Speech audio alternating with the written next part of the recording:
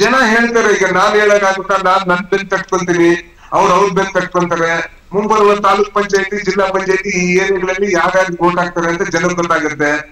ನಾನ್ ಒಂದೇ ಸ್ಮಾಲ್ ಆಗಿ ಹೇಳ್ತೀನಿ, ನೀವೇ ನೋಡಿ, ಕ್ಲಿಪಿಂಗ್ಸ್ ನೋಡಿ, ನಮ್ಗೆ ಜಾಸ್ತಿ ಕ್ರೌಡ್ ಬಂದಿದ್ದಾರೆ, ಅವ್ರು ಬಂದಿದ್ದಾರೆ ಅಂತ ಗೊತ್ತಾಗ್ಬಿಡುತ್ತೆ. ದೂದ್ ಕಾ ದೂದ್, ಪಾನಿ ಕಾ ಪಾನಿ ಎಲ್ಲರಿಗೂ ಗೊತ್ತಾಗುತ್ತೆ. ಇನ್ನೊಂದೇಂದ್ರೆ ಜನಕ್ಕೆ ಗೊತ್ತಾಗ್ಬಿಟ್ಟಿದೆ, ಇವ್ರು ಅಲ್ಲಿ ಪ್ರೈಮ್ ಆಫೀಸಿ ಯಾವ್ದನ್ನ ಒಂದು ನಾವು ಅಕ್ವಿಸಿಷನ್ ಮಾತ್ರ ಅದರಲ್ಲಿ ಒಂದು ಸತ್ತಾ ಇರ್ಬೇಕು, ಅದ್ರಲ್ಲಿ ಒಂದು ಸ್ವಲ್ಪ ಏನೋ ಸ್ಟಫ್ ಇರ್ಬೇಕು. ಅದ್ರಲ್ಲಿ ಏನು ಸ್ಟಫೇ ಇಲ್ಲ ಅಲ್ಲ ಸರ್. ಅದ್ರಲ್ಲಿ ಸ್ಟಫೇ ಇಲ್ಲ. ಈಗ 2 ತಿಂಗಳಿಂದ ನಾವು ಇದನ್ನು ಕೇಳಿ ಕೇಳಿ ಕೇಳಿ ಕೇಳಿ ಸಾಕಾಗಿದೆ. ಇದು ಸಾಕಷ್ಟು ವೈಡ್ ಪಬ್ಲಿಸಿಟಿ ತಗೊಂಡಿದ್ದು ಆಯಿತು. ಆ ಗವರ್ನರ್ ಮುಂದೆ ಒಂದು 3 ಕಂಪ್ಲೇಂಟ್ ಇದೆ, ಆ ಕೋರ್ಟಲ್ಲಿ ಒಂದು 2 ಕಂಪ್ಲೇಂಟ್ ಇದೆ. ಇನ್ನೂ ಇದುವರೆಗೆ ಕೂಡ ಯಾವುದೋ ರೀತಿಯಾದಂಥ ಒಂದು ರಿಸಲ್ಟ್ಸೇ ಬರಲಿಲ್ಲ. ಏನು ಹೇಳ್ತೀರಿ ಇದಕ್ಕೆ? ಈಗ ಗವರ್ನರ್ ಮುಂದೆ ಕುಮಾರಸ್ವಾಮಿ ಅವ್ರ ವಿರುದ್ಧ ಒಂದು ಕೇಸ್ ಇದೆ. ಯಾಕೆ ಇವತ್ತು ಪ್ರಾಸಿಕ್ಯೂಷನ್ ಕೊಟ್ಟಿಲ್ಲ? 3-4 ತಿಂಗಳಾಗಿದೆ ಅಲ್ವಾ, ಇಲ್ಲ ಜಾಸ್ತಿನೇ ಆಗಿದೆ. ಯಾಕೆ ಕೊಟ್ಟಿಲ್ಲ ಅವ್ರು? ಯಾಕಂದ್ರೆ ಈಗ ಈ ಸರ್ಕಾರದ ಸಿದ್ದರಾಮಯ್ಯ ಅವ್ರನ್ನ ಕಡೆಗಿಸೋ ಒಂದು ಹುನ್ನಾರ. ಆ ಗವರ್ನರ್ಗೆ ಅಷ್ಟೇ ಒಂದು ಪ್ರಾಸಿಕ್ಯೂಷನ್ ಎಲ್ಲ ಕೊಡ್ಬೇಕಂದ್ರೆ ಫಸ್ಟ್ ಕುಮಾರಸ್ವಾಮಿ ಕೊಡ್ಲಿ, ಆಮೇಲೆ ಸಿದ್ದರಾಮಯ್ಯ ಅವ್ರು ನೋಡೋಣ. ಯಾಕಂದ್ರೆ ಫಸ್ಟ್ ಟೇಬಲ್ ಅಲ್ಲಿ ಬಂದಿರೋದು ಕುಮಾರಸ್ವಾಮಿ ಅಲ್ವಾ. ಇಲ್ಲಿವರೆಗೆ ಯಾಕೆ ಇಟ್ಕೊಂಡು ಕುತ್ಕೊಂಡಿರೋ ಫೈನ್? ಯಾಕೆ ಇವಾಗ ಸಿದ್ದರಾಮಯ್ಯ ಬಗ್ಗೆ ಮಾತಾಡ್ತಾರೆ ಅಂದ್ರೆ they are all hand in ಗ್ಲೌ. ಈ ಸ್ಟೇಟ್ ಲೀಡರ್ಸ್ ಗವರ್ನರ್ ಪೊಸಿಷನ್ ಉಪಯೋಗಿಸ್ಕೊಂಡು ಅಮಿತ್ ಶಾ, ಮೋದಿ ಎಲ್ಲ ಇಟ್ಕೊಂಡು ಈ ಸರ್ಕಾರ ಹೆಂಗನ ಮಾಡಿ ಕೆಳಗಿಳಿಸ್ಬೇಕು. ಈ ಸರ್ಕಾರ ನಮ್ಮ ಹಿಂದುತ್ವ ಪಾಲಿಟಿಕ್ಸ್ ನಡೀತಾ ಇಲ್ಲ, ಅಹಿಂದ ವರ್ಗಗಳು ಒಂದಾಗ್ತಾ ಇದಾವೆ. ಈ ರಾಜ್ಯದ SC, ST, OBC ಮೈನಾರಿಟೀಸ್ ಎಲ್ಲ ಒಂದ್ ಕೂಡ್ತಾವ್ರೆ. ಸಿದ್ದರಾಮಯ್ಯ ಅವರು ಒಂದು ಅಹಿಂದ ನಾಯಕ, ವಾಯ್ಸ್ ಆಫ್ ವಾಯ್ಸ್ಲೆಸ್ ಆಗಿ ಯಾವಾಗ್ ಆಗ್ತಾವ್ರೆ. ಇವ್ರು ಹಿಂಗೆ ಯಾವಾಗ ಆಗ್ಬೇಕು ಅಂದ್ರೆ ನಮ್ಮ Hindutva subsided only to Mangalore and Udupi ಅಷ್ಟೇ. ಈ ಕಡೆ ನಾವು ಬರೋದಾಗಲ್ಲ. ಆಮೇಲೆ ಕುಮಾರಸ್ವಾಮಿ ಅವ್ರಿಗೂ ಗೊತ್ತಾಗ್ಬಿಟ್ಟಿದೆ ಇವ್ರು ಬಂದಾರ. Kumaraswamy is an intelligent politician.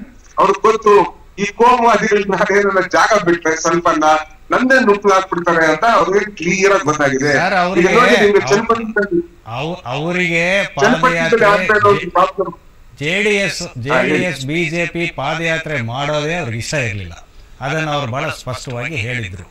ಏನೋ ಒಂದು ಪಾದಯಾತ್ರೆ ಅಂತ ಫಿಕ್ಸ್ ಆಗಿತ್ತು, ಮಾಡಿದ್ರು. ಈಗ ಇಷ್ಟೆಲ್ಲ ಆದ್ಮೇಲೆ ಓಕೆ, ಶನಿವಾರ ಆಯ್ತು, ಭಾನುವಾರ, ಸೋಮವಾರ, ಇವತ್ತು 48 hours have been gone.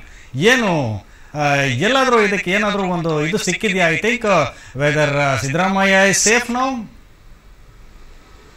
Siddaramaiah was always safe. ಅವ್ರು ಮೊನ್ನೆ ಕುಡ್ಕಿದ್ದಾರೆ. ತಾಕತ್ತಿದ್ರೆ ಯಾರಿಗನ್ನ ಕುಮಾರಸ್ವಾಮಿ ಆಗ್ಲಿ ಬಿಜೆಪಿ ಆಗ್ಲಿ ನನ್ನ ಕುರ್ಚಿ ಅಲಂಕರಿಸಕ್ ಆಗಲ್ಲ. ಅವ್ರಿಗೆ ತಾಕತ್ತಿಲ್ಲ. ಯಾಕಂದ್ರೆ ನಾನು ಏನು ತಪ್ಪು ಮಾಡಿಲ್ಲ. ನನ್ನ ಇಡೀ ಇತಿಹಾಸದಲ್ಲಿ ನಾನು ಯಾವತ್ತೂ ತಪ್ಪು ಮಾಡಿಲ್ಲ. ಮೊನ್ನೆ ತನಕನು ನನ್ನ ಹತ್ರ ಮನೇನೇ ಇರ್ಲಿಲ್ಲ. ಮೊನ್ನೆ ಕಟ್ತಾ ಇದ್ದೀನಿ. ನನ್ನ ಹತ್ರ 2 ಮನೆಗಳಿತ್ತು. ಸಾಲ ಮಾಡಿದ್ದಕ್ಕೆ ಸಾಲ ಕಟ್ಬಿಟ್ಟೆ ಅದನ್ನ.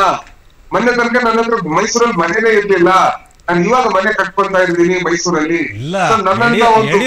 ಯಡಿಯೂರಪ್ಪ ಅವರೊಂದು ಓಪನ್ ಚಾಲೆಂಜ್ ಮಾಡಿದಾರಲ್ಲ ಸರ್, ತಾಕತ್ತಿದ್ರೆ ವಿಧಾನಸಭೆ ವಿಸರ್ಜನೆ ಮಾಡಿ ಬನ್ನಿ, ನಾವು ಗೆದ್ದೆ ತೋರಿಸ್ತೀವಿ, ನೀವು 35 ಆಗ್ತೀರಾ, ನಾವು 150 ಆಗ್ತೀವಿ ಅಂತ ಹೇಳ್ತಾ ಇದಾರಲ್ಲ. ಅವ್ರಿಗೆ 80 ದಾಟಿದೆ.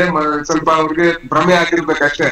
ಯಾರನ್ನ 1 ವರ್ಷ ಆದ್ಮೇಲೆ 1 ವರ್ಷ 3 ತಿಂಗಳಿಗೆ ಎಲೆಕ್ಷನ್ ಹೋಗ್ತಾರ? ಹಾಗಾದ್ರೆ ಮೋದಿ ಅವ್ರಿಗೆ ಹೇಳ್ಬಿಟ್ಟು ಎಲೆಕ್ಷನ್ ಮಾಡಿಸ್ತಾರ?